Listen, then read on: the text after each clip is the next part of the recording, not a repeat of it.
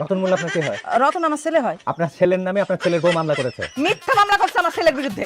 মামলা সত্যি না মিথ্যে এটা আপনি কোর্টে প্রমাণ করুন। আপনার ছেলেকে এখন বলেন দরজা খুলে দিতে। এলাকার গণ্যমান্য ব্যক্তি আছে, জনপ্রতিনিধি আছে, তাদের ডাকেন। আমার বউরেও স্যার ডাকেন। আমার জেলে আনতে আসে বাইরে আনন্দ ফুর্তি করবো, এটা তৈব না স্যার। আপনি কিন্তু অনেক বেশি বাড়াবাড়ি করছেন। স্যার ভয় দেখেন না, আমার আপনি থানা নিয়ে কিছুই করবেন না। আমি কোনো অন্যায় করি নাই। আমি যদি এই চালনাটা বন্ধ করে ফেলাই তখন আপনি দরজা ভাঙবেন। জনপ্রতিনিধি খবর দেন। সালামালাইকুম মেম্বার সাহেব। সে ঘরের ভিতরে ঢুকে দরজা লাগিয়ে দিয়েছে। তাকে অসংখ্যবার অনুরোধ করা হয়েছে, কিছুতেই দরজা খুলছে না। সেই জন্য আপনাদের ডাকা হয়েছে। কথা কিন্তু যুক্তি আছে, তাই না হাজি সাহেব? খবরদার, এই যে লাইটার আমার হাতে, খালি জ্বালাই দেবো। আর আমি মরে গেলে আপনারা দায়ী থাকবেন লিগা। কথা কিন্তু যুক্তি আছে, কিন্তু মামলা তো করছে তোর বউ। আসামি ধরা তাদের দায়িত্ব, কর্তব্য। আমি যৌতুক নিচ্ছি কিনা আর যৌতুকের লোকে বউরে মারছি কিনা এটা তদন্ত করে তারপর দেও।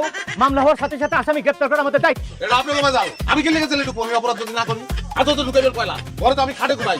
ওনাকে খাট দিবেন আমারে, দিবেন তো না এগুলা। আমার মান নাই, ইজ্জত নাই, আমার মানিক তো চলে দেবো। আপনি যদি অপরাধী নাই হন তাহলে আইনি আপনাকে মুক্ত করে দেবে। মাঝখানে দিয়ে আমার মানিক যাইবো, আমার টাকা পয়সা খরচ হইব।